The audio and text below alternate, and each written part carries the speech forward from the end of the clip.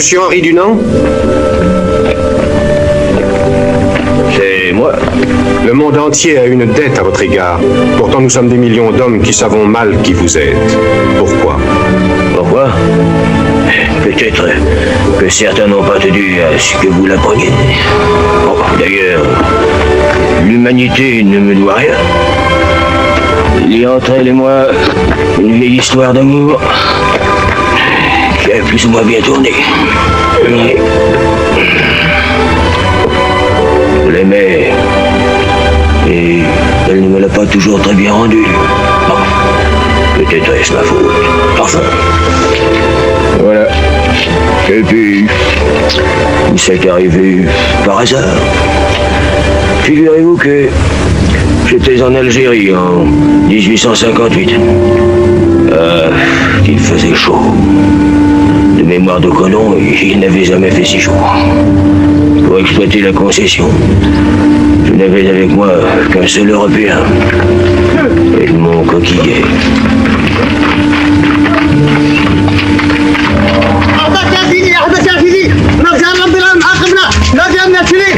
Ça va, qu'est-ce qu'il y a encore de cassé? واش كان يتعمل؟ يا سيدي القلم راها تموت كل يوم امس 5 اليوم 4 الواد راه ناشف النار راها تقدم الارض.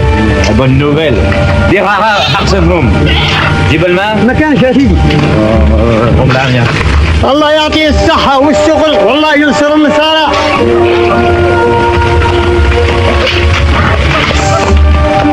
Quel bled.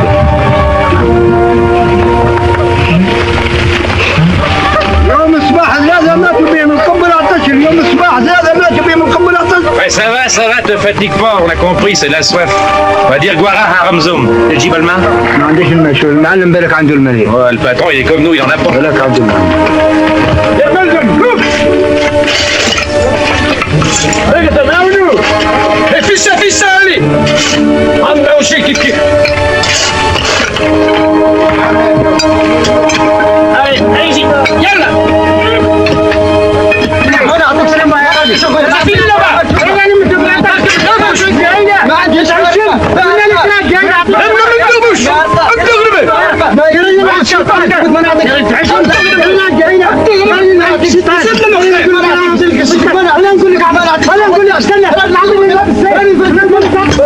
Pour nous tous, partagez. Allez les coups, magis-moi.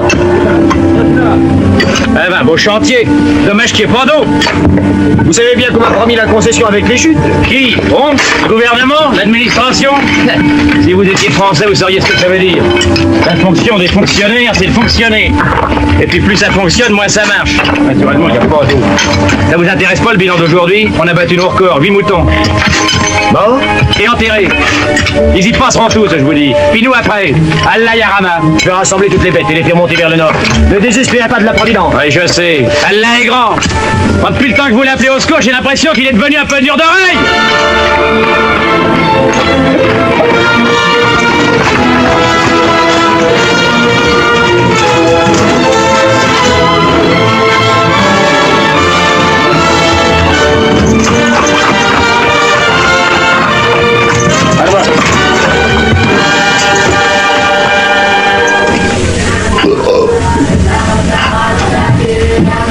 Monsieur l'administrateur, ça ne peut pas continuer. Je vous ai remis 15 rapports vous exposant ma situation. 15. Je les ai transmis. J'ai besoin d'eau. Et pas? Ou nous obtiendrons les chutes d'eau qu'on nous a promises ou nous courrons à la ruine. C'est clair? Les-vous seulement lus, mes rapports? Non, je peux pas tout faire. Moi, je transmets. Il y a des gens qui s'en moquent autant que vous. Je défends des capitaux, moi des capitaux qui ne m'appartiennent pas. L'argent que je perds n'est pas à moi. Ouais, vous? Alors, qu'est-ce que ça peut vous faire? J'en suis responsable. Les compatriotes ont englouti une fortune dans cette affaire. Les étrangers n'ont pas de faveur à demander ici. Je réclame ce qu'on m'a promis, c'est tout. Mais peut-être allez-vous me reprocher de ne pas être français? Oh, ben, je ne vous reproche rien. Je vois pas ce que vous avez à me reprocher. Vous êtes suisse, mais vous seriez patagon, ça m'est égal. Je suis ici pour transmettre et j'ai transmis. Si vous trouvez qu'il fait trop chaud, ben, plaignez-vous à l'empereur, je transmettrai. Vous êtes prêts pour le départ? Wajin al-Mahwa? N'oubliez pas les armes et les munitions. Askar à tout.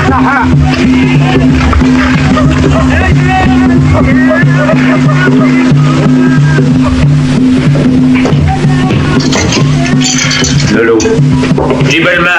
ايه التحيات Ouais, fatigué. Fatigué du soleil, du sang, des bouquets. Fatigué au point d'en avoir plein les bottes. Puis j'en ai plein les bottes d'être fatigué. Alors ça vient, Gibelman? Angélique! Quel bled. Les femmes sentent le chameau, les chameaux sentent la pisse. Et puis moi je suis à la vapeur le jour et la nuit. Coup de fusil? C'est le patron qui est pas rentré. Avec sa manie de sortir sans armes, un jour il finira par arriver un malheur. Encore une idée à lui, ça. Pas être armé dans un pays où on est si content de nous voir. Chef, rien à dire. Poison, mauvais à tête. Qu'est-ce qu'il en sait, le chef? C'est un saint. Un innocent, quoi, donne ça. Poison bon pour rêver. Ça sent un peu ça, ma jolie. Ça sent Paris. L'odeur de Paris. Les grands boulevards. Ah, je vois des arbres. Des vrais, des platanes. Puis des femmes. Des vraies. Des blondes. Chef, venir. Je m'en fous. Tel que tu me vois là, je suis au Moulin Rouge. Et ça sent le patchouli, le tabac de chez nous. Et ça crie, et ça danse, et ça chante. Ah, c'est bon de transpirer entre Français. Tu es mesquine, pauvre. Mais t'es jolie. Moi, je pense bien, joli comme un dieu. Mais à quoi ça sert d'être si joli s'il n'y a que toi pour en profiter? Chef, ah ouais. Alors, vous ramenez l'eau? Non, mais nous l'aurons bientôt. Mais c'est ça, à Pâques ou à la Trinité. Et ça vous suffit, vous. Après votre départ, il y a un bœuf et 3 moutons qui ont encore crevé. Il y a Rabi. Un peu de quinine vous ferait du bien. Parce que moi, j'admets pas qu'on se paye ma tête, moi. J'ai décidé d'aller trouver l'empereur. L'empereur? Ah, il fait la guerre en Italie, l'empereur. Prenez donc un autre cachet, le soleil vous a tapé sur la tête. On plaindre à l'empereur des promesses qu'on nous a faites et qu'on n'a jamais tenues. Et vous croyez que Napoléon consentirait à vous recevoir? Et même s'il y consentait, hein, le temps d'aller en Italie puis d'en revenir, il n'y aura plus personne ici. Non. Tenez. Le ciel s'est chargé de nuages. Ouais, comme tous les soirs, mais il n'y a jamais d'orage. Je vais demander à notre Seigneur de nous aider. Ah, de mieux en mieux. Ah, ça, tout à l'heure Napoléon, maintenant le bon Dieu. C'est moi qui bois, puis c'est vous qui délirez. Ah, non, croyez-moi. S'il n'y a que le bon Dieu et Napoléon pour nous tirer d'affaire, on est foutus. Bah oui. Un peu de bon sens, voyons. Je déteste le bon sens. Le bon sens, c'est la médiocrité. Merci. Ma pauvre, ça veut manger. Manger, penses-tu? Le patron est en conférence avec les hautes autorités. Pareil qu'il va faire pleuvoir. Tonnerre, éclair, déluge et tout le tremblement. Sans blague. Tu crois qu'il va pleuvoir? Nous, passe parti. Orage parti. Et l'autre qui continue à croire au miracle, là. C'est pas la peine de vous fatiguer. Il n'y aura pas d'orage, vous comprenez? Pour l'orage, c'est ma cache. Vous sentez l'absence? Oui, j'ai bu, et après? J'ai bu parce que j'avais plus confiance, moi. Quoi? Oui, vous lisez la Bible. Ben, c'est pas avec la Bible qu'on fait marcher une concession. Ni avec des lettres de pasteur, ni avec des statuts d'union chrétienne. Puis s'il y a encore des naïfs pour vous prendre au sérieux, moi c'est fini, vous comprenez, pour qu'il y ait ma cache aussi. Oh, si je m'écoutais. Pardon. Allez. Ce n'est rien. Vous travaillez trop, vous parlez trop. Si à certains moments, la joie trop loin est trop grande, vous effrayez pas. Je vais où je suis appelé. Je verrai l'empereur et nous partirons demain. Allez. 3 semaines plus tard, dans un vieux carrosse de voyage, accompagné d'un administrateur de notre société, nous partîmes à travers la Lombardie, à la recherche d'un empereur introuvable, que l'on nous signalait partout et que nous ne parvenions à joindre nulle part.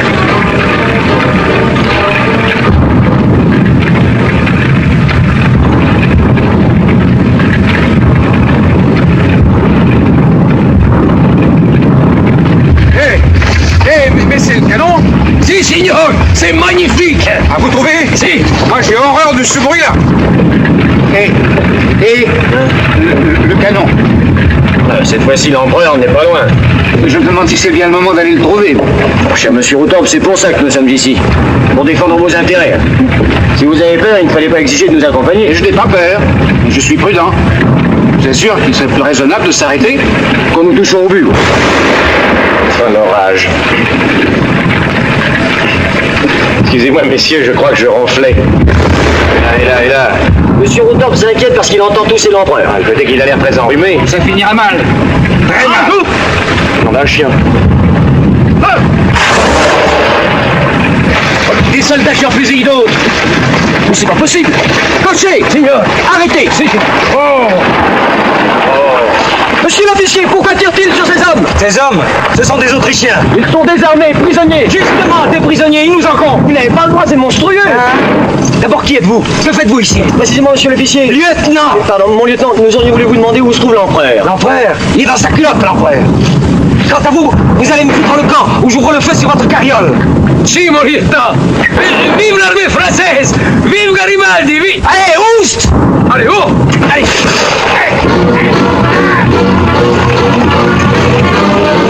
Ils vont nous prendre pour des espions, c'est sûr. Ils vont nous fusiller. Il faut savoir accepter les risques, avec bonne humeur. Me dit-on, vous verdissez, monsieur Routorbe. C'est un joli verre, d'ailleurs, moitié épinard, moitié rhubarbe. Ah, Madonna! Ma che confusione! Ma signor, io non può più andare! Ma je peux plus continuer! Dans le prix de location, le risque était compté. Non, signor! Moi j'ai qu'une parole! Moi c'est pas moi que j'ai fort! C'est les soins qui refusent d'avancer! Tenez, s'ils ont du cœur, ils ne refuseront pas de nous faire gagner 200 lire de supplément. Grazie! Allez, avanti! Per la liberazione dell'Italia! Avanti! Oh!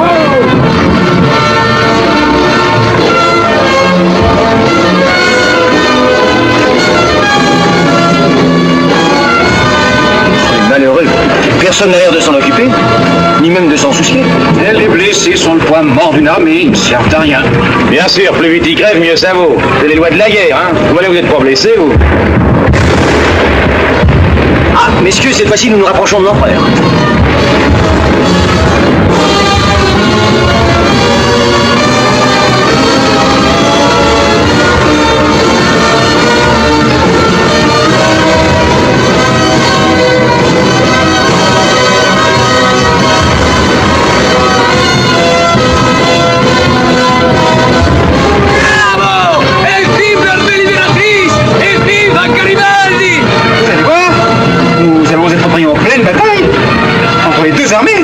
Arrêtez de claquer des dents, vous m'agacez. Vous nous agacez. Si vous voulez descendre, il est encore temps. Vous êtes complètement fou.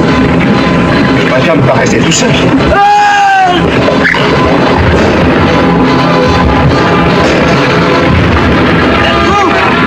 Allez, faites demi-tour. Vous l'avez bien dit que ça finirait mal. Vous n'aviez qu'à descendre. Le pont est barré. Non. Signor!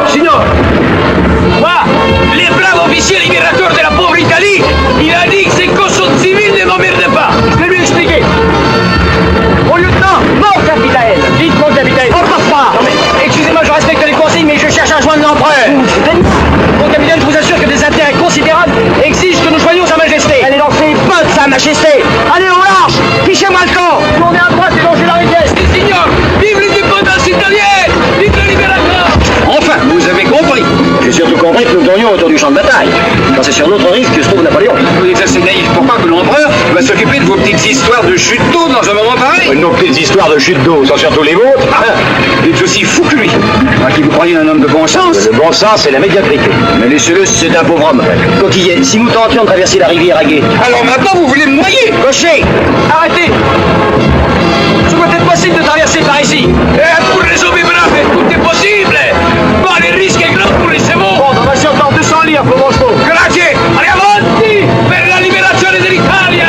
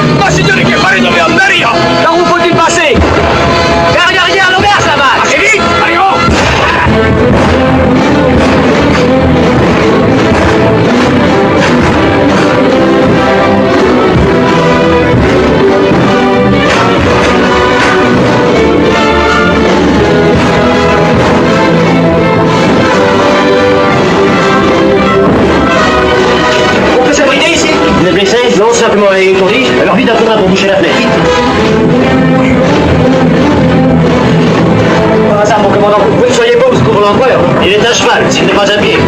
Vous, messieurs, apportez-moi des matelas. Bon, j'y vais. Viens me donner un coup de main. Vous voyez pas qu'on tire à travers la tête, non? Raison de plus pour ne pas s'en approcher. Mais toujours prudent. Oh! Pardonne! Attention, les Autrichiens, ils arrivent! Ils sont là! Personne ne bouge.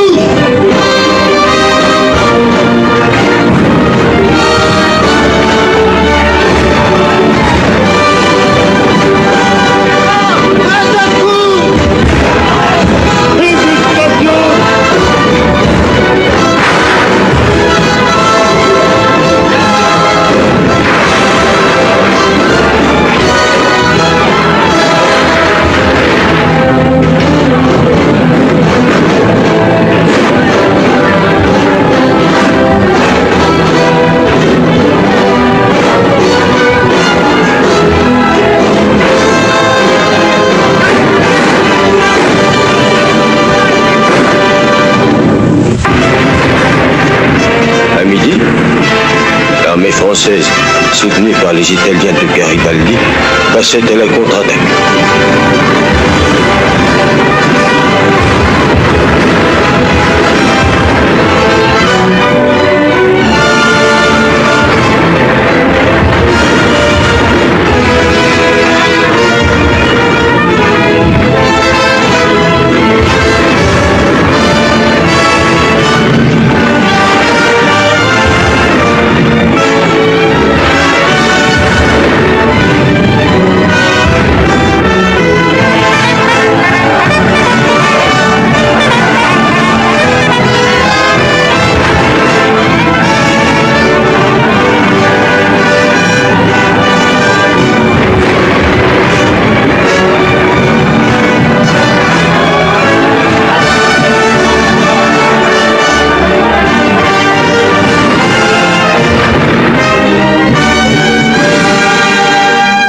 Le soir, 40 000 blessés jonchaient le champ de bataille, tandis que les Italiens, eux, fêtaient leur libération.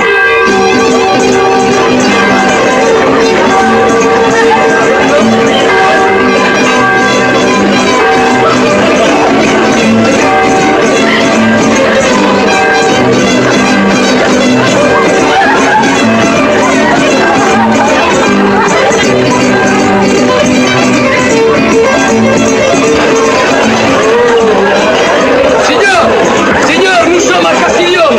C'est des amis qui vous trouveront des chambres. Très bien, arrangez ça et revenez nous chercher. Si, signor. Et viva la France! Et viva Garibaldi!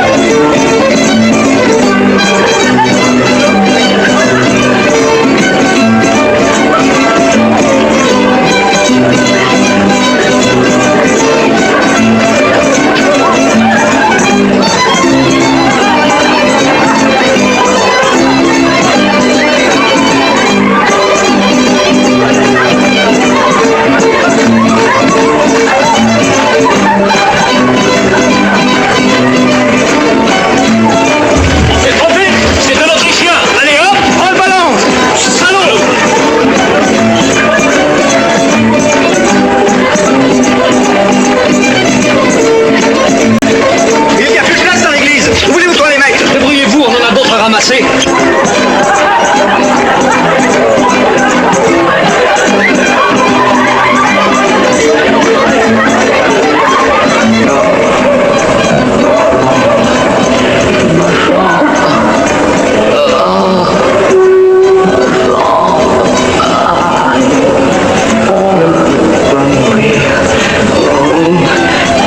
Laissez pas mourir.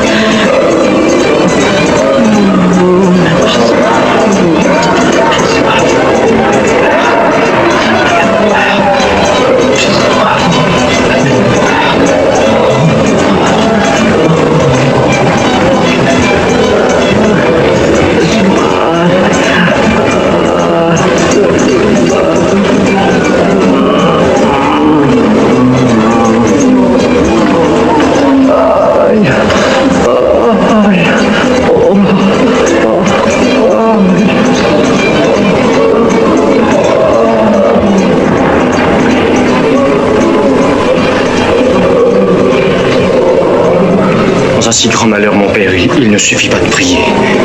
Devant tant de souffrance. Dieu est l'unique recours. Mon père, j'ai connu en Afrique un homme qui chaque soir priait « Mon Dieu, faites qu'il pleuve ». Il n'a jamais plu. Que pourrions-nous faire? Nous pourrions au moins leur donner à boire. Ils ont soif. Où puis-je trouver de l'eau? Dans les jardins, il y a un puits. Conduisez-moi.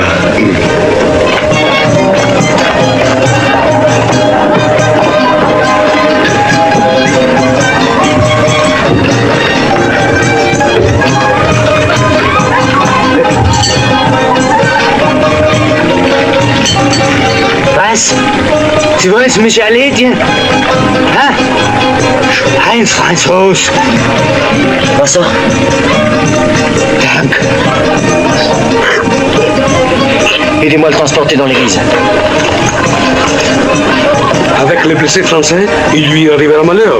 Les Français ont bien essayé de leur propre souffrance. Prenez-les par les pieds. Oh, Hans, je viens d'apprendre que l'empereur est à Brescia, à 3 km d'ici. Toi qui allais dire aux Italiens que ça n'est vraiment pas le moment de danser. Il fait leur délivrance, c'est bien naturel. Mais ils la fêteront demain. Ces hommes ont besoin de secours. Il nous faut du linge, des fruits, de la paille. Routor, donnez-lui de l'argent. Ah, je n'ai pas de crédit pour ça, moi. Alors, coquillet, prenez tout l'argent qui est dans ma poche et achetez tout ce que vous pourrez. Et ramenez-moi de braves gens, il y en a partout. Je parle pas italien, mais je leur expliquerai quand même. Tutti fratelli et ils comprendront. Enfin, monsieur Dunant, nous ne sommes pas venus ici pour ça. Mais enfin, pas toute cette souffrance ne vous frappe pas, non? Si, mais en vous donnant beaucoup de mal, vous en sauverez combien? Mais un seul, ce serait déjà merveilleux. Je vous répète que l'empereur est à 3 km. L'empereur, il attendra l'empereur. Sire, le dévouement de cet homme a été admirable. Ses blessés l'ont surnommé l'homme en blanc. Manqué. À vous de jouer, monsieur le maréchal. Général, 3 points marqués. Avec des Italiennes de bonne volonté, ce jeune voix a improvisé un hôpital. Mais il n'y a que 2 médecins. Un des nôtres et un Anglais qui l'a persuadé de rester. Monsieur le maréchal, vous allez être battu comme un Autrichien. Et que me veut-il, votre homme en blanc? Il sollicite une audience de votre majesté. Nous sommes de bonne humeur, nous allons lui accorder la récompense qu'il souhaite. Faut-il l'attaquer pleine bille ou par la bande? Monsieur Henri Dunant. Que votre majesté me pardonne de me présenter devant elle taché de sang et de boue. Monsieur, je sais votre belle conduite et vous remercie de vos initiatives. Sire, c'est pour entendre d'autres que je sollicite l'appui de votre majesté. Nous manquons de tout et surtout de médecins. Nos officiers de santé, peu nombreux déjà, sont débordés. Sire, il se trouve plusieurs chirurgiens parmi les prisonniers autrichiens.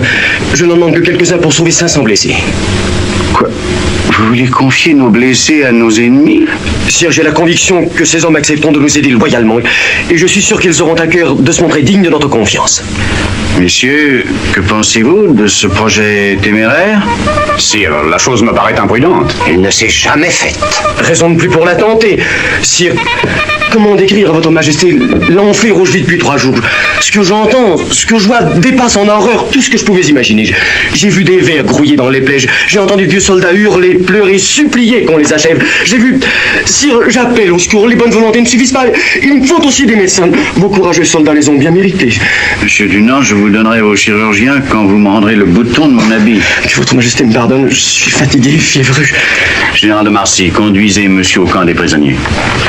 Monsieur Dunant, puissiez-vous ne pas être déçu.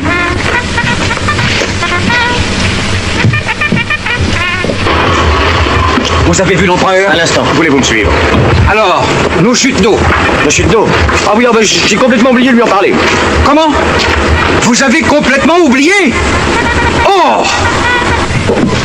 Messieurs, il se trouve parmi vous des chirurgiens. Ils sont invités à se faire connaître. Levez-vous, s'il vous plaît. Es befinden sich Ärzte unter Ihnen. Sie sind gebeten, sich zu melden. Bitte, stehen Sie auf. L'empereur des Français souhaite que les médecins autrichiens collaborent avec les médecins français pour soigner les blessés de Solferino. Acceptez-vous de répondre à cet appel? Es wird gewünscht. Die österreichischen Ärzte sollen mit den französischen mitarbeiten. Es ist ja nicht unsere Sache, die Franzosen zu pflegen, wenn unsere Kameraden wie die Hunde sterben. Ce n'est pas à nous de soigner les Français quand nos camarades meurent comme des chiens. Dans l'église Maggiore, où j'ai installé tant bien que mal un hôpital, je ne fais aucune différence entre les blessés. Je ne connais que des hommes qui souffrent. Je ne me soucie pas des nationalités. Et je continuerai de le faire, quelle que soit votre réponse. Voulez-vous traduire, monsieur? Dieser Herr sagt, er mache keinen Unterschied zwischen Verwundeten in seinem Hospital, das er in der Kirche eingerichtet hat. Soll man das glauben? Was denken Sie? Sicher, einverstanden. Monsieur, mes camarades et moi, nous sommes à votre disposition. Je vous remercie.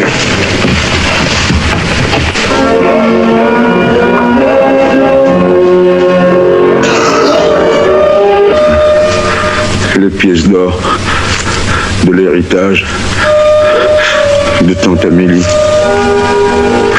sont dans une boîte à cigares au pied du 3e pommier à gauche. Pommier à gauche. Ça me tourmentait de m'en aller sans pouvoir te prévenir. Être vainqueur, c'est agréable. Mais en mourir, c'est pas gai. C'est pas gai. Je t'embrasse encore. Toi et les petits. De loin, comme qui dirait, du ciel. Du ciel. Signé François. Pour Madame François Froment. Après signé dans l'Isère. Parce que c'est joli là-bas, mon vieux. C'était joli. Non, t'en vas pas. Tu es mon ami. Je sais même pas ton nom. C'est bête. Et non. Regarde. Tenez, coquillet. Un pour vous et un pour votre protégé. Il est mort. Ah. Qu'est-ce que vous attendez pour le faire emporter? Pensez à lui. Nous pensons plus tard. Pour l'instant, chaque minute perdue est une minute volée à ceux qui restent.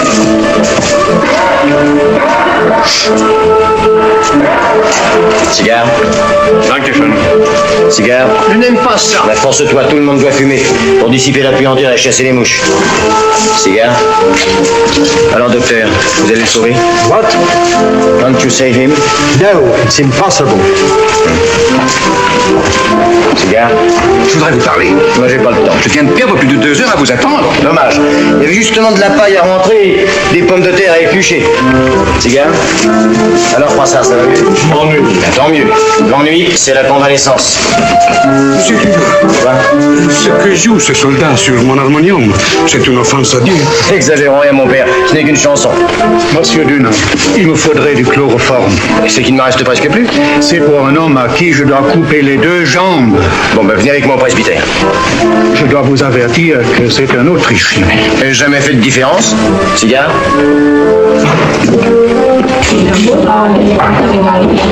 On nous a apporté des draps? Sì, sì, un don della contessa Graziani de Milan. Et faites-en de la bonne charpie. Nous en avons besoin. Docteur, c'est ma dernière réserve. Je sais. Dieu veuille que vous sauviez votre camarade. Allez, prenez toute la charpie qu'il vous faut. Merci. De rien. Et maintenant, avez-vous le temps de m'écouter? Non. Croyez-vous que j'ai l'intention de m'éterniser ici? Vous êtes le seul à ne rien faire, vous ne manquerez donc à personne. Je vous rappelle que nous sommes venus Oui, ici. je sais. Excusez-moi, vous me barrez pas ça. Votre temps vous appartient à la rigueur, mais pas le mien. Et surtout pas l'argent de notre société. Savez-vous combien nous ont coûté vos petites dépenses philanthropiques? L'argent perdu, le temps perdu, quelle comptabilité. Vous ne comprenez non pas ce que nous faisons ici? Retourner à Genève. Toutes ces mouches qui nous infestent, ça en fera toujours une de moins. Ce sont des mots que vous regretterez. Des mots que vous regretterez amèrement.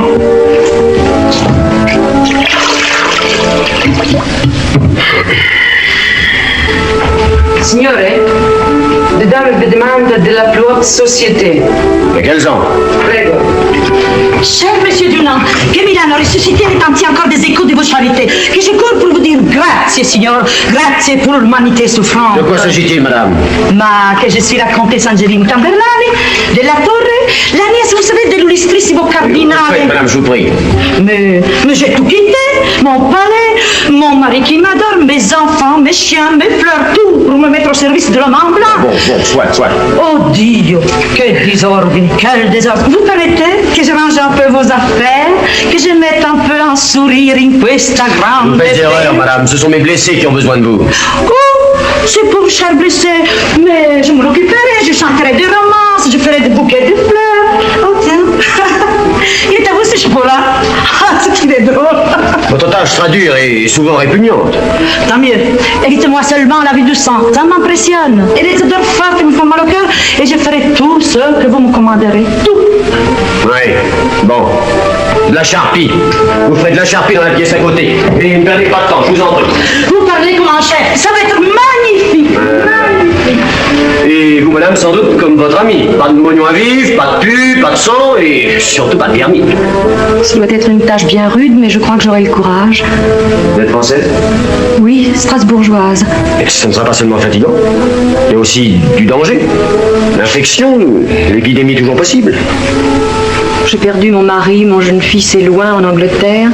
Je voyageais pour mon plaisir et j'ai un peu honte d'être inutile. Comment vous appelez-vous? Elsa Kastner.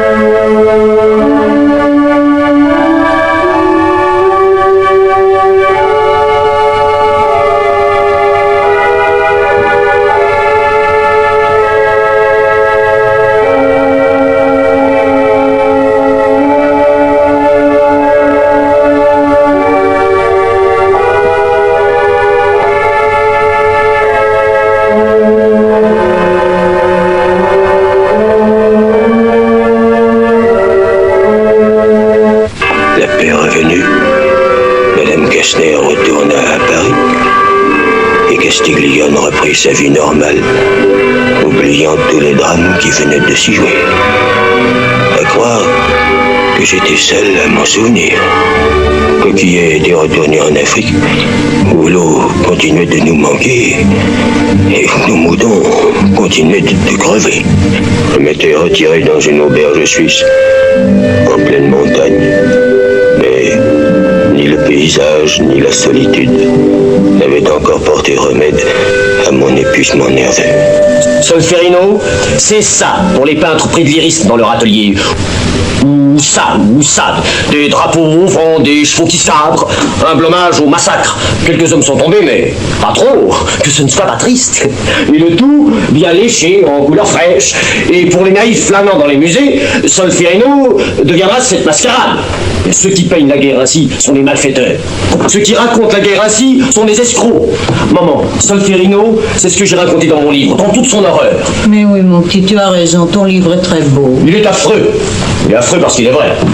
Mais mon petit, tu as raison. Mais les autres n'ont pas toujours tort. Quels autres? Henri, certains se plaignent de toi. Il y a du vrai dans leurs reproches. Quels reproches? Henri, on t'a confié de l'argent, beaucoup d'argent. Non, oui, l'argent. Toujours l'argent. Te fâche pas, Henri. Bien sûr, l'argent, ce n'est rien, mais ça compte tout de même. Alors on estime que tu devrais être en Algérie. Coquillet est là-bas, il connaît l'affaire aussi bien que moi, mieux que moi. C'est à toi qu'on a fait confiance. Alors on trouve que tu n'es pas raisonnable. Raisonnable.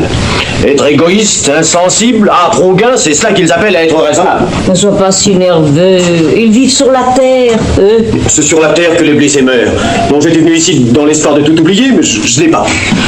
J'en vois toujours l'église, j'entends les cris, les râles, l'odeur épouvantable me reprend à la gorge. Calme-toi, Henri.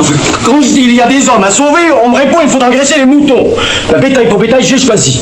Bon, j'avais besoin d'écrire ce livre. Il fallait que les autres sachent à leur tour. Tiens, regarde. Des lettres de France, de Russie, d'Angleterre, de Prusse. Toutes ces masses inconnus m'écrivent la même chose. Il est impossible qu'une telle horreur se renouvelle. Mon enfant, est-ce toi tout seul qui pourra l'empêcher? Tu connais Gustave Moignet, un homme de loi pondéré, raisonnable, le général Dufour, le plus grand nom de Suisse, Appia, Montnoir, 2 grands médecins. J'ai rendez-vous avec eux à Genève. Nous 5, nous allons faire quelque chose de prodigieux. Oh, Henri, tu me fais peur.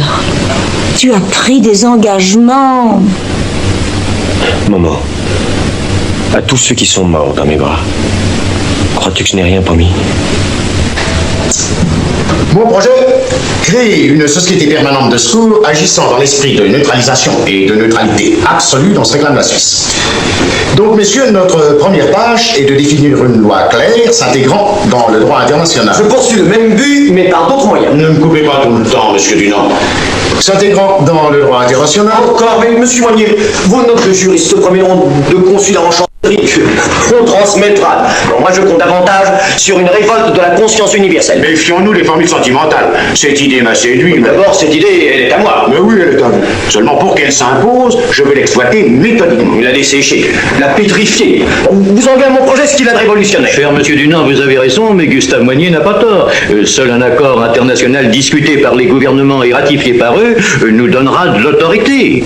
C'est l'évidence. Oui, mais c'est entendu, mais moi je vous allais trouver directement les rois, les empereurs, et d'homme à homme, leur dire ce que j'ai vu. Et vous les inviterez à une conférence internationale? Au nom de qui? Des saints malheureux genevois que nous sommes et que personne ne connaît? En général, on vous connaît. Et moi, je connais les militaires. Ils vous iront au nez. Comment? Quand je veux soigner leurs blessés? Messieurs, essayons d'avancer. Je propose d'appeler notre association Comité Genevois de secours aux blessés militaires. Êtes-vous d'accord? Non, je trouve ça plat. Non, j'aurais préféré Association universelle. Universelle? Nous sommes 5. Nous serons des millions. Je fais dimanche une conférence à Genève. Je convaincrai toute la Suisse, l'Europe entière. Que font les hommes contre la guerre? Cette monstruosité qu'ils pourraient éviter? Rien, au contraire. Ils y trouvent un motif de gloire. Et plus le nombre des morts est élevé, plus la gloire est grande. Si nous sommes assez fous pour accepter la guerre, ne pourrions-nous pas au moins être assez sages pour en limiter les horreurs? Si bien organisé que soit le massacre, il n'y a pas que des morts sur le champ de bataille, il y a aussi des blessés. Soyez avec nous les volontaires d'une guerre pacifique, la guerre à la souffrance. Suivez-nous, appuyez-nous, c'est votre devoir à tous. Il y va du destin de l'homme, de sa dignité.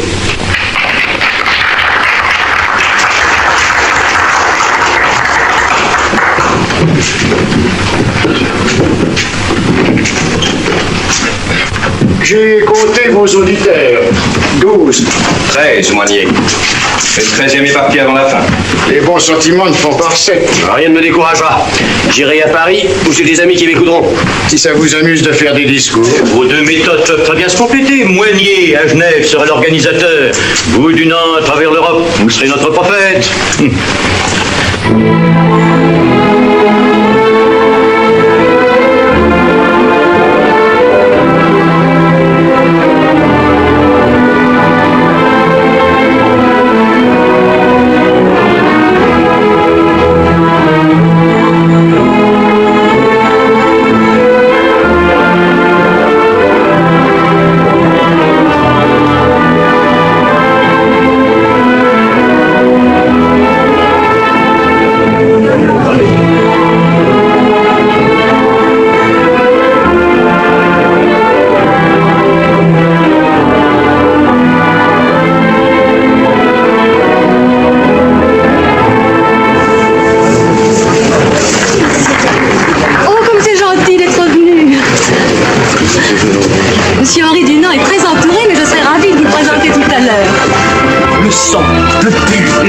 Mon livre revient là-dessus sans cesse. Mais l'avez voulu? Pas encore. Lisez-le et faites-le lire. Qu'on sache bien de quoi est fait l'envers d'une grande victoire. De sang, de pus, de mouches. C'est bien mon avis, mais j'ai des amis que je voudrais saluer. Il leur vient de s'unir pour empêcher le retour d'une telle horreur. Comptez sur moi. Oh là là. Ce monsieur Dunant est bien gentil, mais il ne parle que de pus, de sang et de mouches. Excusez-vous, vous me levez le cœur. Que veut-il exactement? Une association de secours. Universelle. Et permanente. Et permanente. Chers amis, je voudrais vous présenter Monsieur Henri Dunant. J'ai déjà eu ce plaisir. Et moi, c'est honneur. Et nous étions en train de faire son éloge. C'est un homme extraordinaire, n'est-ce pas? Extraordinaire. Vous ne manquez de rien? Non. Excusez-moi.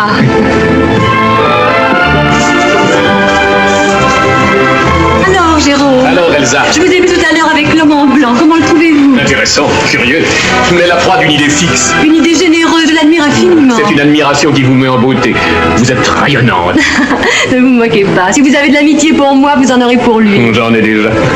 Mais regardez-le, accablant ses nouvelles victimes de son éloquence passionnée. Il les tient fermes, l'un par son bouton, l'autre par son verre. Il n'y a qu'un miracle qui pourra les sauver. Mademoiselle Hortense Schneider. Venez.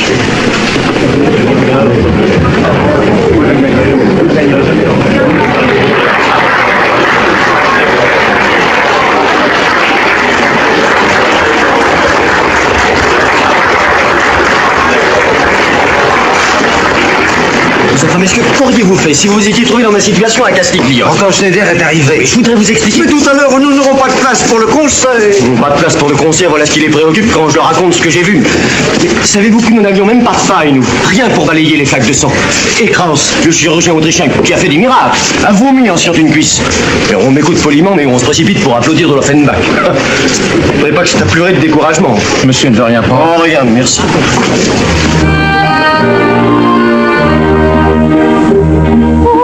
Cher amant, je te jure, que je t'aime de tout mon cœur, mais avec la misère est trop dure, et nous avons trop de malheur. Tu dois le comprendre toi-même, que cela ne. Je vous ai vu tout seul. Vous auriez pu m'avertir que vous aviez concert, je serais venu un autre soir.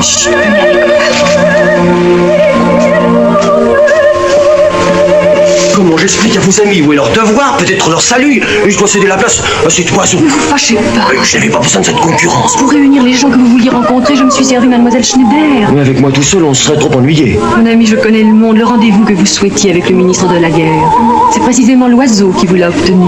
Oh, mais précisément, c'est triste. Mon ami, il y a en vous un chef devant lequel je me sens toute petite, mais aussi un enfant que je voudrais aider. Il est coléreux, susceptible. Je vous agace, mais cette fois c'est moi qui vous tiens, je ne vous lâcherai pas. Je suis injuste avec vous. Un peu. Vous demandez beaucoup à vos amis, sans répit à Castiglione, il le fallait, mais depuis la paix est revenue. Pour combien de temps? J'ai écrit personnellement à tous les premiers ministres d'Europe. Aucun ne m'a répondu. Ils ne songent qu'à de nouvelles guerres. Non, mon ami, ils ne vous répondent pas parce qu'ils font la cour à d'autres Hortense Schneider. Je vois bien que vous êtes trop impatient de retrouver votre encre et vos papiers.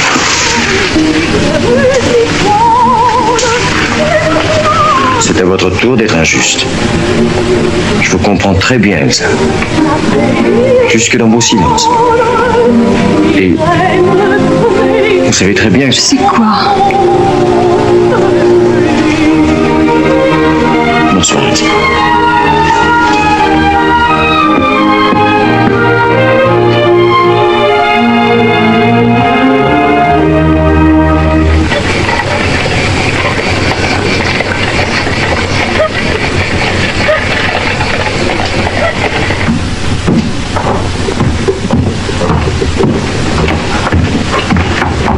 Pardon. Quoi? Vous avez des lettres pour moi? Oui, il y a aussi un monsieur qui est arrivé à peine vous veniez de sortir. Il vous a dit son nom? J'ai oublié. Nous cheminons à petits pas, mais tout de même, on me répond. L'Europe s'émue. Qu'est-ce qu'elle fait, l'Europe? Elle réagit lentement, mais elle réagit. C'était pas mieux quand elle se tient tranquille? Non, non, pas cette fois-ci. Philibert Routorbe. Vous n'avez pas d'argent à quelqu'un, non? Moi, non. Mais vous ne connaissez pas votre bonheur. Et ce monsieur qui vous attend au salon? Comment il est là depuis 5 ans? Oui. Attention, c'est peut-être bien celui à qui vous devez de l'argent. Monsieur Henri Dunant? C'est moi, monsieur. Dr. Basting, chirurgien major de l'armée hollandaise. J'ai lu votre livre avec une grande émotion. À la convention internationale que vous préconisez, j'ose garantir l'adhésion de la Hollande. Elles sont la première. Tous les autres pays suivront, j'en suis certain.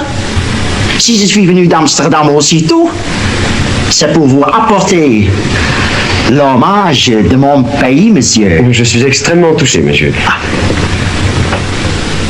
Hélas, les autres nations furent longues à suivre la Hollande.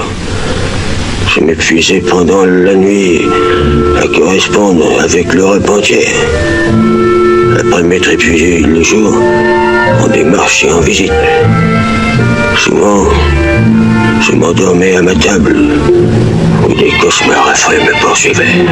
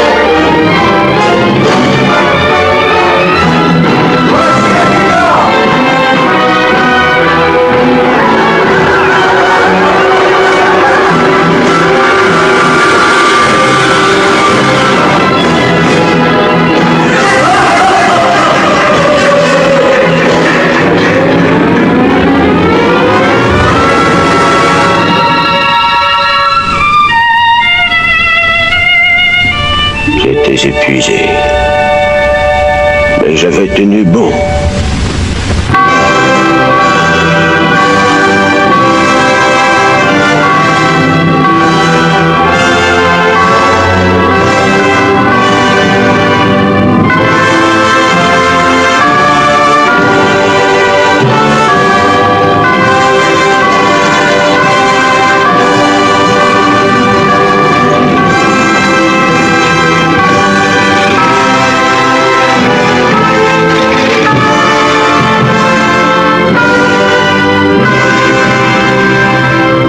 Je dois finir de recopier cette note. Mais je vous écoute. Ouais. Vous m'écoutez, mais vous n'entendez rien. J'ai l'impression que j'ai mal choisi mon jour pour débarquer, moi. Un très grand jour, Coquillet. Oui. Oh, ça. Je me doutais qu'en Algérie, tout n'allait pas très bien. Comment sont les travaux? Eh ben, nous avons continué à creuser de belles tranchées, et puis l'eau a continué à ne pas venir. Je vous l'ai écrit plus de 10 fois, mais vous ne me répondiez pas. J'étais surmené. Oui, mais moi j'avais chaud. Et de plus en plus soif. Et vous le savez, j'ai jamais pu m'habituer à la peau noire. Mais si encore, elle était noire. Mais elle est verte. Alors j'ai donné ma démission. Oui. Oui. Votre démission. Là. C'est fini. Voilà. Où est ma cravate, moi? Vous n'avez pas eu ma cravate? Non. Je la refuse, votre démission. J'ai négligé l'Algérie, c'est entendu, mais je rétablirai la situation. Ah, voilà ma cravate. Dès la fin de la semaine, nous retournons là-bas, et à nous deux, nous ferons des miracles. Oui, ben vous les ferez sans moi. Je vais me marier.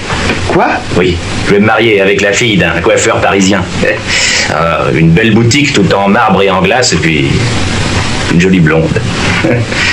Affection et fidélité garantie. Mais moi, votre vieux compagnon, vous m'abandonnerez?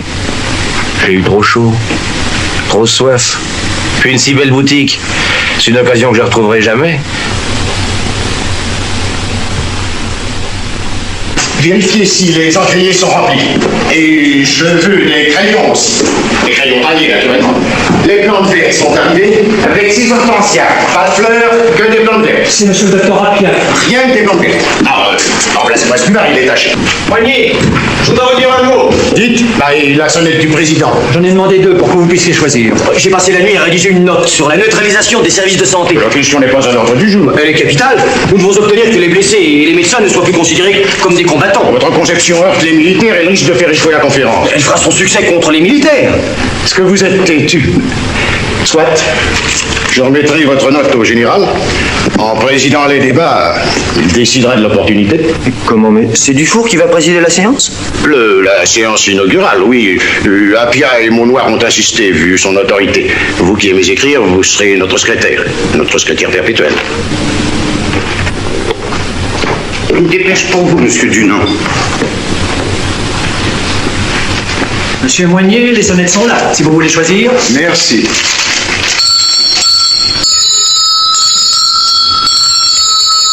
Je garde celle-ci.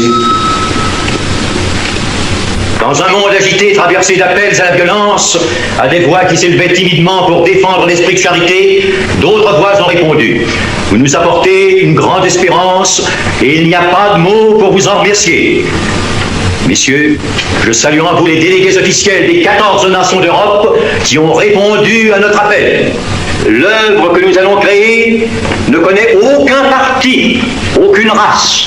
Elle ne connaît ni les nations, ni les religions. Elle ne connaît que le malheur d'où qu'il vienne et sa victime, de quelle qu'elle soit. Messieurs, il nous faut choisir un drapeau. Le délégué de la Hollande, le docteur Basting, propose qu'il soit blanc, orné d'une croix rouge. À l'inverse du drapeau suisse, en hommage au pays où cette grande idée a pris son essor à travers le monde entier. Adopté à l'unanimité. Messieurs, je vous remercie au nom de mes compatriotes et je déclare ouverte notre première assemblée internationale. Monsieur le Président, je demande la parole. La parole est à monsieur le docteur Basting, délégué de la Hollande. C'est vrai, Monsieur le Président. L'idée qui nous passionne est née en Suisse. Mais attention, elle n'a pas né toute seule. Elle a jailli d'une âme blessée. Et à qui le devons-nous? Qui, par son génie révolutionnaire, en a fait le succès? Qui, finalement, est le promoteur et le vrai fondateur de notre association? C'est lui qui est caché derrière la tribune.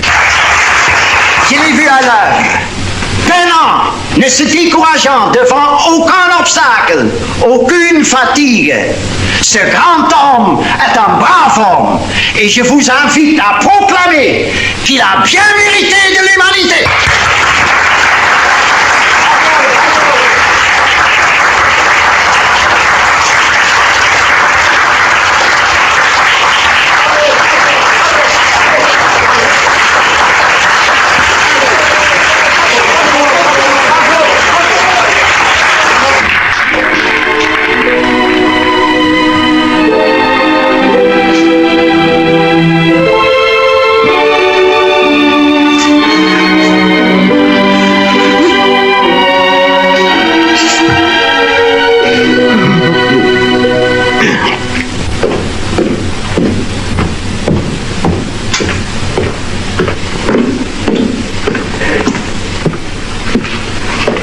Un temps de félicitations, me permettez-vous d'y ajouter les miennes? Oh, mais merci autant.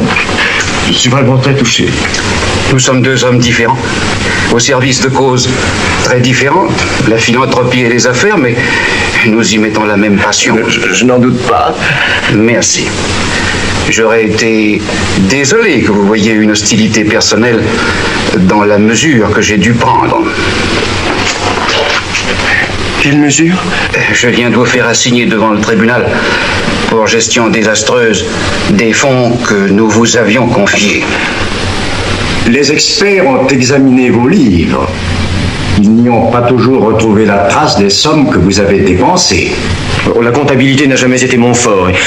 J'avais d'autres préoccupations. C'est fâcheux. Mais ce n'est pas tout. Vous avez touché intégralement votre indemnité de séjour, sans paraître en Algérie pendant 2 ans.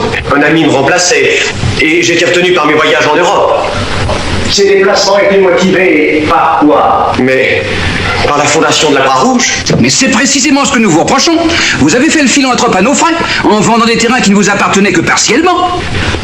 Honnêtement, monsieur le président, je ne comprends pas que Genève me reproche une affaire malheureuse. Quand j'ai créé une œuvre dont la Suisse entière peut s'enorgueillir, pour fonder la Croix-Rouge, j'aurais pris n'importe où l'argent nécessaire. Je l'aurais peut-être même volé.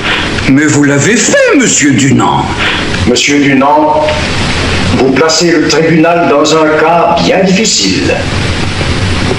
L'histoire dira peut-être que vous avez eu raison. Devant la loi, vous avez tort.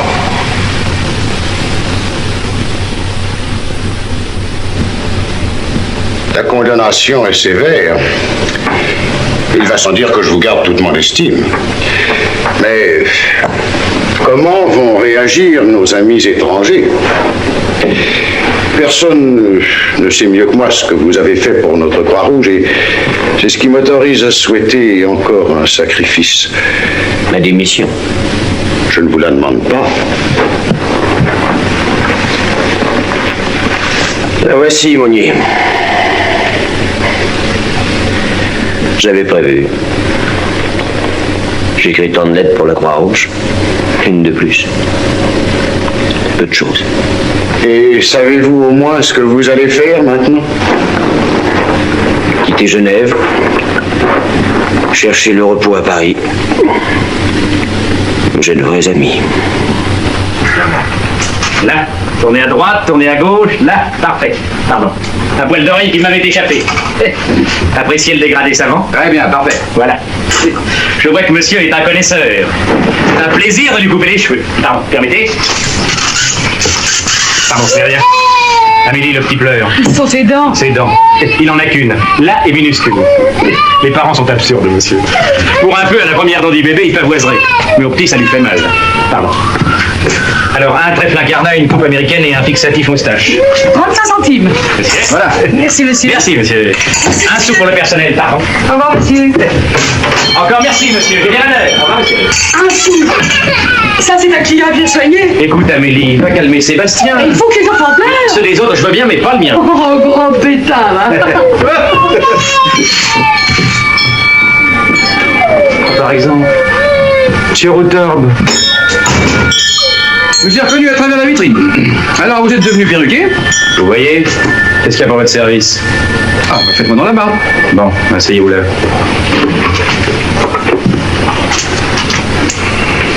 Alors, vous êtes à Paris? Oui. À la recherche de l'empereur? Croyez-vous? Quelle aventure! Ah, ceux qui ont vécu ça ensemble devraient rester liés pour toute la vie. Ouais. Oh, faites attention, étranglez. Ben non. Et pourtant, on se perd de vue. Vous aviez disparu. Et Dunant aussi, disparu. Chacun suit son chemin, hein?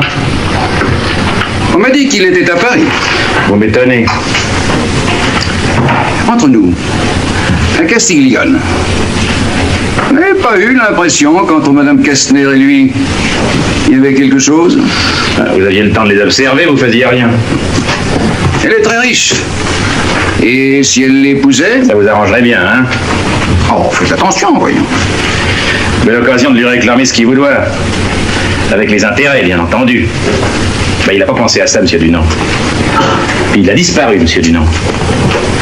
Ah, il y a une bonne récompense pour qui m'aidera à le retrouver. Vous croyez chez un mouchard? Oh. Attention, monsieur Routorbe. Il n'y a pas bien longtemps que je suis coiffeur. Et un bout d'oreille, c'est vite parti. Oh. Bougez pas. Oh, plaisantez.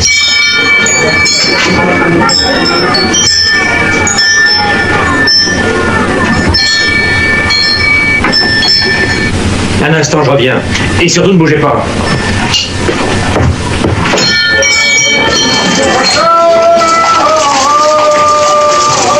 Le client dans le fauteuil, c'est Routorbe. Et il voudrait connaître votre adresse, mais j'ai fait l'imbécile. Enfin, du mieux que j'ai pu. Donc, je vous rapportais Les 10 francs que vous m'avez prêtés? Voyons, ça ne pressait pas. J'ai trouvé du travail, je fais des copies. Mais non, je vous en prie. Bon, enfin, toujours à votre disposition. Merci. Vous savez la nouvelle? Non. Le petit a une dent. À 5 mois, c'est merveilleux, n'est-ce pas? C'est splendide. Bon, ce sera quelqu'un. Quand venez-vous dîner? Je suis très pris en ce moment, mais je viendrai un soir à l'improviste. Surtout ne vous gênez pas. Vous savez, la maison vous est toujours ouverte. Oh, comment mon mari vous a laissé? Oh, une seconde, madame. C'est sans importance. Figurez-vous que nous sommes découverts, monsieur Coquillet et moi, un ami commun. Hein? Henri Dunant. Oh. Vous le connaissez aussi? Il dîne chez nous 2 fois par semaine. Ah, eh bien, j'ai d'excellentes nouvelles à lui communiquer. Vous ne connaissez pas son adresse? Si. Je vais de temps en temps chez lui faire un peu son ménage. C'est 21 rue de la Rampe. J'ai enfin trouvé l'adresse du grand homme. 21 rue de la Rampe. Mais pourquoi ne m'a-t-il pas prévenu? Enfin, je veux dire, moi et ses amis. D'après ce qu'on m'a rapporté, il ne serait pas dans une situation très florissante. Et pourquoi ne m'en a-t-il rien écrit? Enfin, je veux dire à moi et à nous tous. Par délicatesse. Rue de la Rampe. Oh. Jérôme, vous a-t-on dit s'il est très malheureux? Les hommes de son espèce vivent surtout par leur imagination. Il a la tête pleine de grands projets. Dites-moi, vous ne savez pas, c'est difficile à demander. Quoi? Tâchez de deviner, je voudrais savoir. Votre meilleur ami a deviné. Dunant vit seul, même terriblement seul. Elsa, si je m'étais douté que vous vous intéressiez tellement à lui, j'aurais essayé plutôt de... Quoi? Je ne pouvais qu'attendre. Attendre patiemment.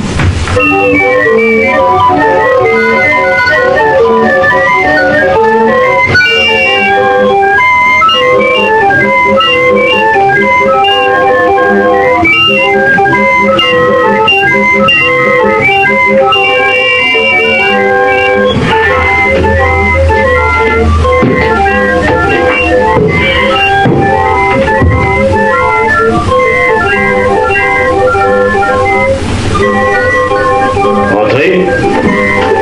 Si vous venez ici pour saisir mon peigne ou ma brosse à dents, c'est à votre disposition. Monsieur Dunant. Oh, pas de commentaire. Hein. Vous êtes dans votre droit, c'est vrai. Vous servez une grande cause, c'est entendu. Seulement dépêchez-vous parce que j'ai à travailler. À quoi? Recopier les rôles d'une pièce admirable. Le cocu de Montélimar. Le monde attend ce message avec impatience. Ouais. Vous connaissez tous les souverains d'Europe et vous voudriez me faire croire que vous n'en avez rien tiré. Et que votre Croix-Rouge ne vous a pas rempli les poches. Elle m'a coûté très cher. Moins qu'à nous. Mais dites-vous bien que partout où vous irez, je vous retrouverai. Ni la distance, ni les années ne me rebuteront. Vous paierez un jour ou l'autre jusqu'au dernier sou. C'est donc pour mon plaisir que j'habite ce taudis et recopie des vaudevilles. Admettons. Alors qu'est-ce que vous attendez pour épouser Madame Kastner? Comment? Riche, belle et veuve. Si vous aviez voulu... Taisez-vous. Je vous interdis de parler de cette femme, de prononcer son nom. Mais c'est dans votre intérêt. Assez. Vous êtes un être abject. Allez, sortez.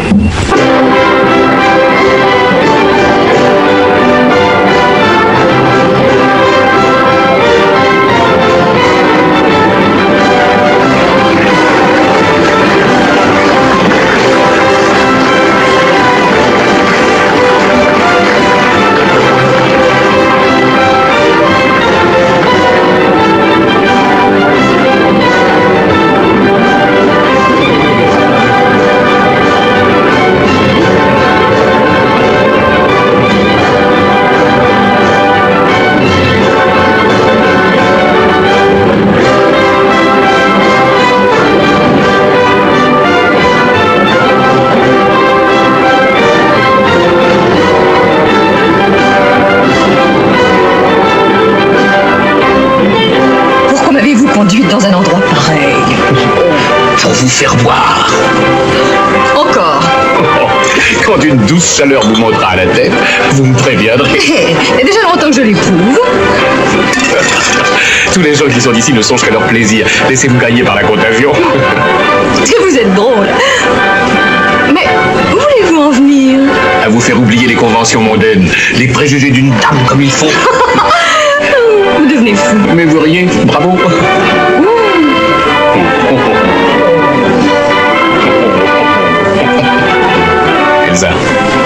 quelqu'un va venir nous rejoindre. Quelqu'un d'amusant, j'espère. Un homme? Une femme? Un saint. Parfaitement un saint. Dont j'espère faire un homme comme les autres. Et si vous m'aidez un peu, un homme heureux. Jérôme, c'est déloyal. Vous n'aviez pas le droit. Je m'en vais. Méfiez-vous, je vous ai prévenu à la dernière seconde. Si vous partez, vous allez le rencontrer dans le hall ou devant la porte. Reconduisez-moi tout de suite à ma voiture. Non. J'en ai les mains glacées, la gorge sèche. Encore un peu de champagne. Je ne vous pardonnerai jamais. Mais si, demain. Et lui, sait-il que je suis ici? Il est comme vous, dévoré de scrupules. Si je l'avais prévenu, il ne serait pas venu.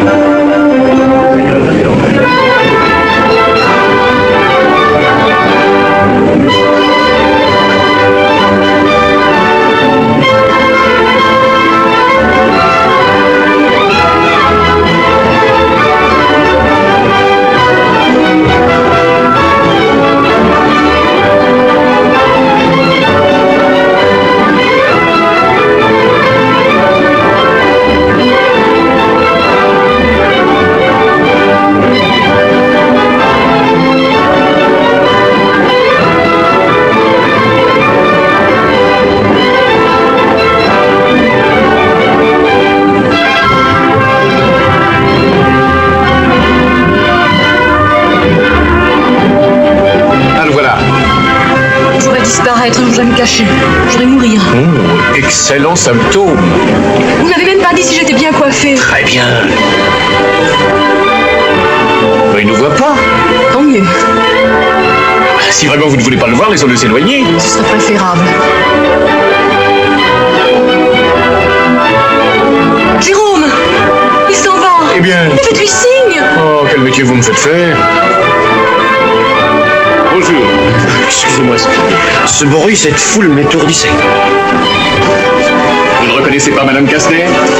Elle m'a dit, puisque Monsieur Dunant a oublié mon adresse, c'est moi qui me rendrai là où on le rencontre. Ce n'est pas vrai, mais vous méritez un peu de reproche. Asseyez-vous. Garçon, un verre. Et une autre bouteille. Notre ami s'amusait à compter les gens qui s'embrassaient. Où en étiez-vous de vos calculs? Ceux qui recommençaient ont embrouillé mes comptes. Non, jamais de champagne. Oh, c'est de l'eau. Il n'y a aucun danger qu'il vous monte à la tête, n'est-ce pas? Aucun danger. En vieille habitué, vous arrivez pour l'attraction.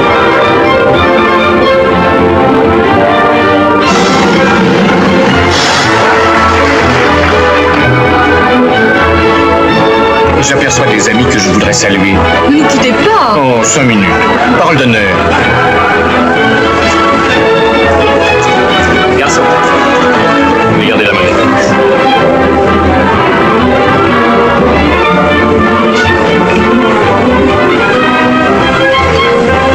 À quoi pensez-vous? Je pense qu'il y a longtemps que nous sommes vus. Oui. Ce bal. Mais, du moins, avez-vous compris que si je vous évitais, ce n'est pas par indifférence, mais pour une autre raison. Laquelle? Dites. J'ai beaucoup travaillé. Je viens d'envoyer à Genève un long rapport sur la situation des prisonniers. Désormais, la Croix-Rouge va les prendre sous sa protection. C'est une grande victoire. Bravo. Vous ne voulez pas me servir à boire? Pardon. Excusez, je suis maladroit et un peu ému aussi. C'est vrai. Buvez. Ce soir, nous ne sommes que tous les deux. C'est si rare.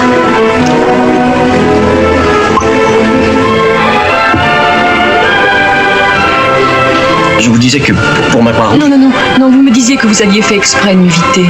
Pourquoi? Qu'ai-je fait pour mériter cette punition? Vous ne voulez pas me le dire? Je ne peux pas. Pourquoi? Je suis votre amie. Plus plus qu'une amie. Entre nous, tout pourrait être aussi simple. Elsa, j'étais l'objet d'une condamnation. Comprenez, il s'agit de bien autre chose que d'argent à rembourser. La cruauté de cette sentence, c'est l'interdiction qu'elle me fait d'être jamais heureux. Jamais. Je n'ai plus droit à un foyer, plus simple repos quand je suis si fatigué. À une amie qui m'aime et me comprenne. Je n'ai plus droit à rien, ça. Bientôt, le loyer de cette pauvre chambre devint trop lourd pour mes ressources. Je fus expulsé.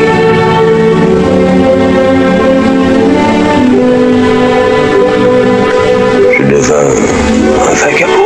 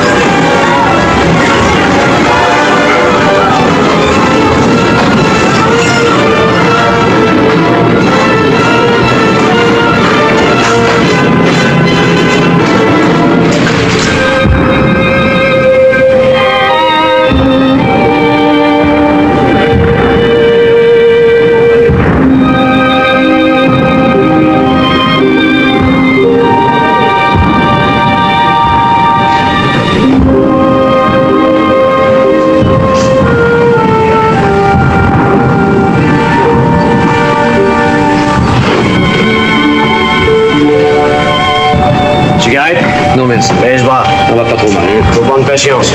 Et Brissard, ça va mieux, mon vieux? Pense bien. Un lit, des draps. Oh, ça change de Sébastopol. Tiens, prends une cigarette, va. Et toi aussi. Merci, monsieur. Je peux vous confier une lettre, monsieur Dunant? Il paraît qu'il y a des ballons pour le courrier. Comptez sur moi. Merci, monsieur. Cigarette?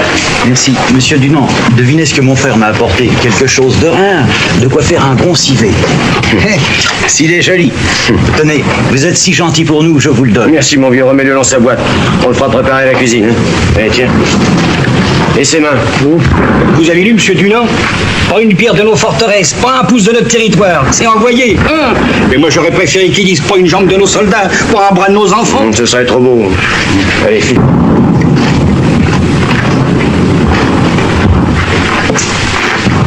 On ne dort pas en service, mademoiselle.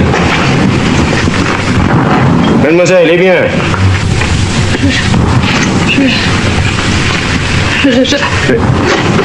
Elsa! Elsa!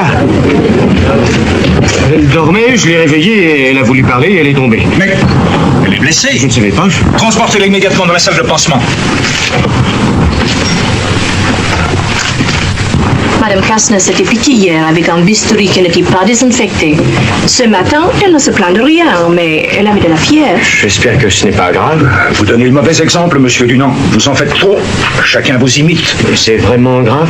J'ai peur. Cette femme est épuisée. Et la même chose vous arrivera si vous ne prenez pas de repos.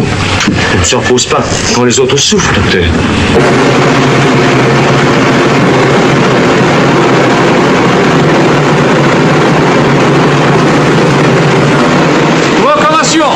Par ordre du gouvernement, les gardes nationaux se réuniront à 5 heures devant la mairie de l'arrondissement.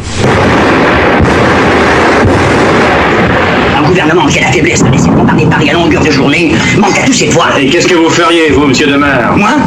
Si j'étais le gouvernement, une sortie, monsieur Coquet. Une sortie en masse, héroïque, désespérée.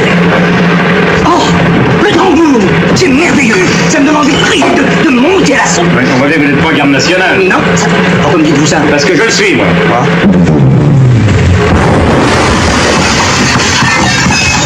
Oh, mais c'est celui-là, il n'est pas tombé loin. Oh, ma boutique. Oh, qu'est-ce qui m'arrive? Et le tambour, vous croyez qu'il est mort? Oh, une si belle boutique. Dans un bras de glace. Eh bien, il a des grands. Proclamation!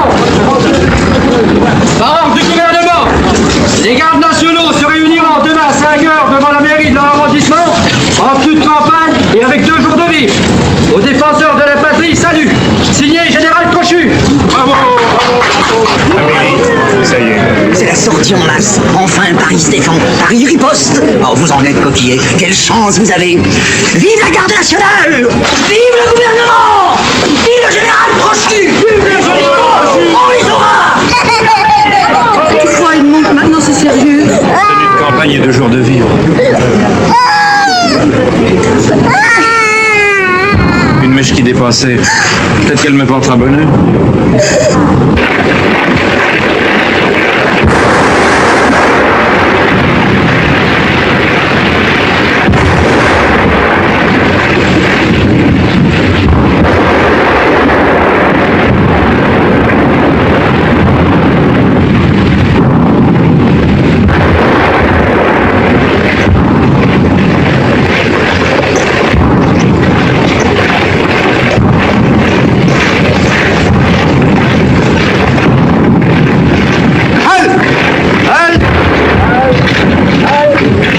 Ça sent le prussien. Déjà?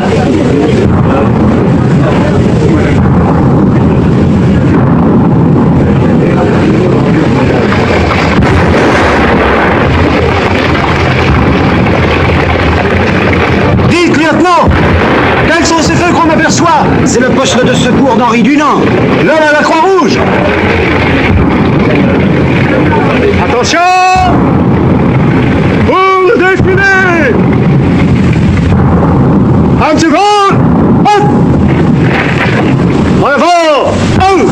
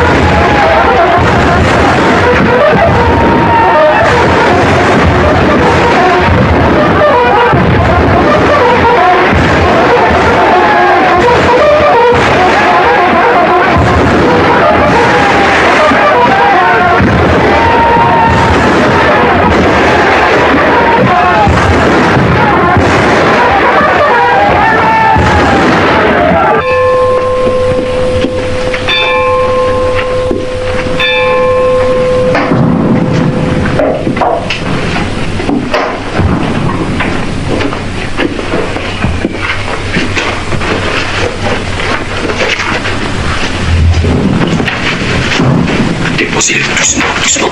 Docteur, venez vite. C'est mon ami, mon seul ami. Où est-il touché? Transportez-le immédiatement sur la table d'opération. Monsieur Dunant. Oh non, pas maintenant, je vous en prie. Madame Kastner vous a fait demander. Elle va plus mal?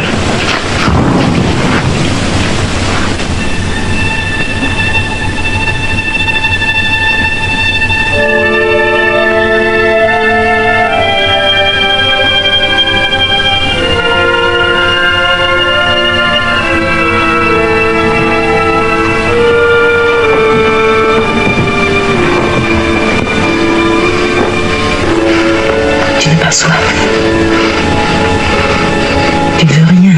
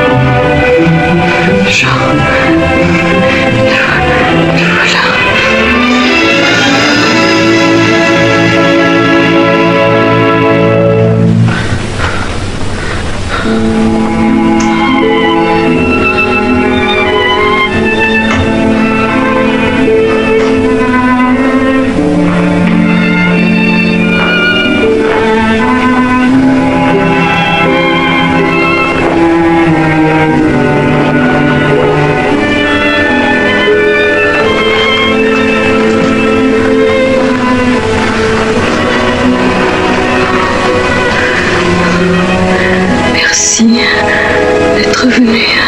Ne parlez pas. Toute ma vie, j'ai dû me taire, attendre un mot. Vous n'avez pas voulu. Je ne pouvais pas. Mais vous savez très bien que... Oui, oui, je savais. Mais la douceur de l'entendre dire, au moins une fois, une seule fois. Elsa, depuis le premier jour où je vous ai vu à Castiglione, dans la chambre du presbytère, puis la première seconde, je vous aime. Et toute ma vie, je n'ai aimé que vous. Henri, depuis le jour où je vous ai vu pour la première fois à Castiglione, dans la chambre du presbytère, depuis la première seconde, je vous aime. Et toute ma vie, je n'ai aimé que vous. Serrez ma main très fort. L'entendre dire. Le dire aussi. Puis, heureuse. Toujours.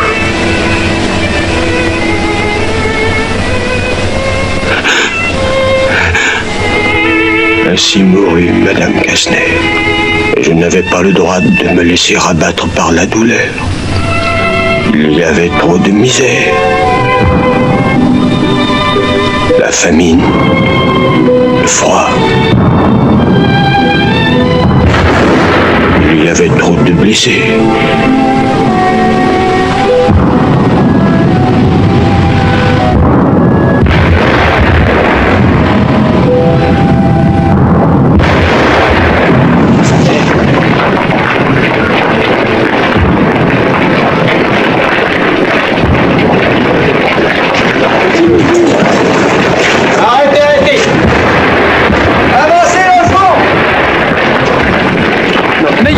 N'ayez pas peur.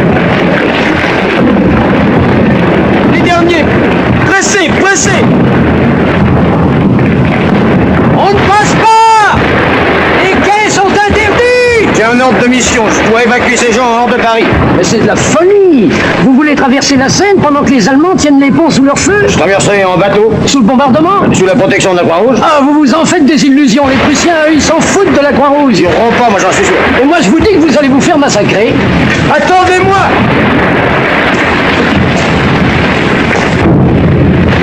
Mais il va se faire tuer!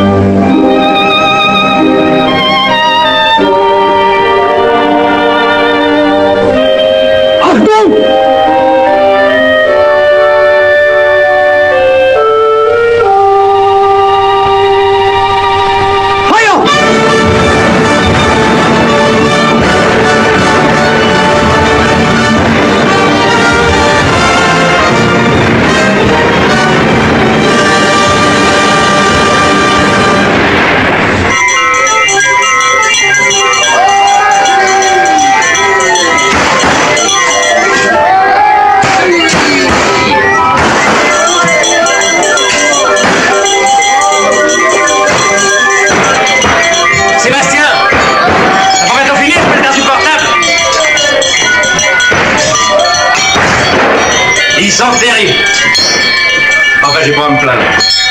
Pour un vrai petit démon. Amélie qui porte allègrement le 4e, les affaires qui marchent toutes seules, la vie est belle. Et votre jambe? Bon, on s'habitue. Puis ça a des petits avantages. C'est-à-dire que j'avais des rhumatismes dans les genoux, ben. En voilà la moitié de partie. Vous êtes un homme heureux. Il faut bien. Pourtant, des fois, il me vient des regrets de l'Algérie. Alors je m'offre une absinthe soignée, puis je retourne là-bas. Le soleil, le bled, la soif. Et Aïcha, hein?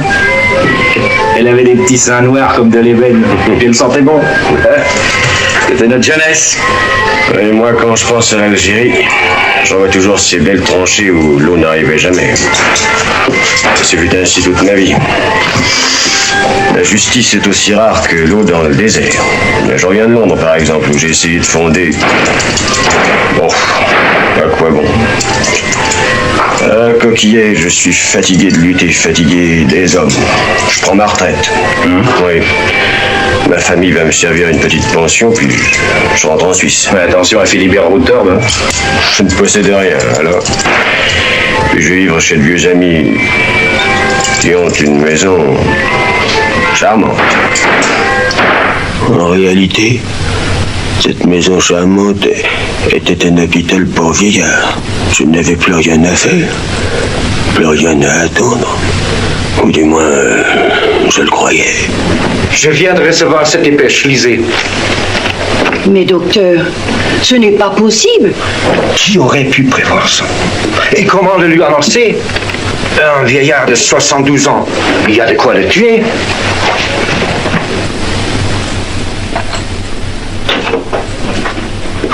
Comment vous sentez-vous ce soir?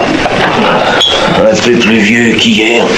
Un journal vient de vous consacrer un grand article, très élogieux, expliquant comment vous avez fondé la Croix-Rouge. Tiens, ce n'est donc plus l'honorable monsieur Moigny qui l'a fondé, hein?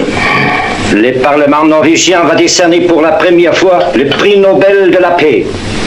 Monsieur Dunant, vous êtes parmi les candidats. Il paraît que vous avez de bonnes chances, et même des chances très sérieuses. Vous êtes le favori. Tenez-vous bien, monsieur Dunant. Le prix Nobel, c'est vous qui l'avez. Les journaux du monde entier parlent de vous. C'est un grand honneur. Et le prix est de plus de 1 million. Vous voilà célèbre et riche. Maintenant, toute la Suisse va vous fêter. Je comprends. Je vous fatigue. Eh bien, je vous laisse. Bonne nuit, monsieur Dunant.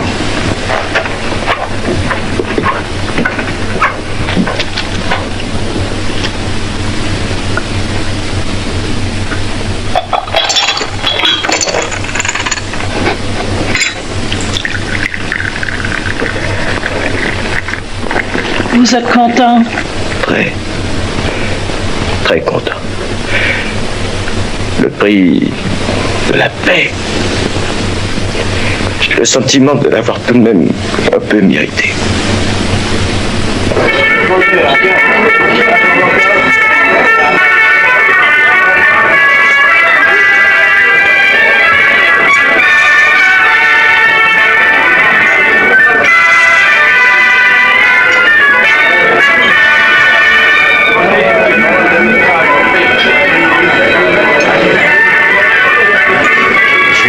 Que je sois venu. Si j'étais pas boiteux, je serais arrivé plus vite. Silence, la petite classe. Je suis un vieil ami d'Henri Dunant. Je le connais bien. Je puis donc vous dire que c'est un égoïste. Un fameux égoïste.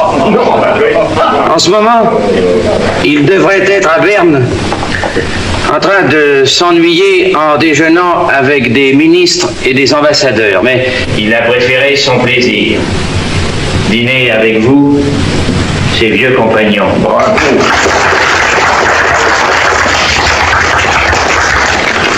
Henri, au nom de tous ceux qui ont été comme moi mutilés sur les champs de bataille, j'aurais voulu te remercier. Mais rassure-toi, je ne sais pas faire de discours. Heureusement, il y a là-bas plus de 2000 lettres qui sont arrivées de tous les pays du monde pour te dire merci dans toutes les langues, mon vieux camarade. Ce sont les réponses à toutes les lettres que tu as écrites pendant 30 ans. Tu vois, la justice est boiteuse, comme l'amitié. Elle finit quand même par arriver. Je lève mon verre à mon vieux camarade Henri Dunant. Henri Dunant. Henri Dunant. Oui.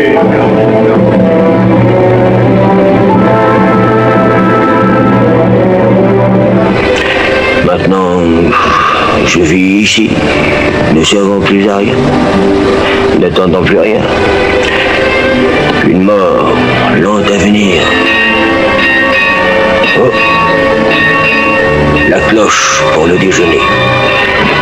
Je ne voudrais pas arriver en retard. Un hôpital, c'est un peu comme à l'école. Il faut de la discipline. Excusez-moi.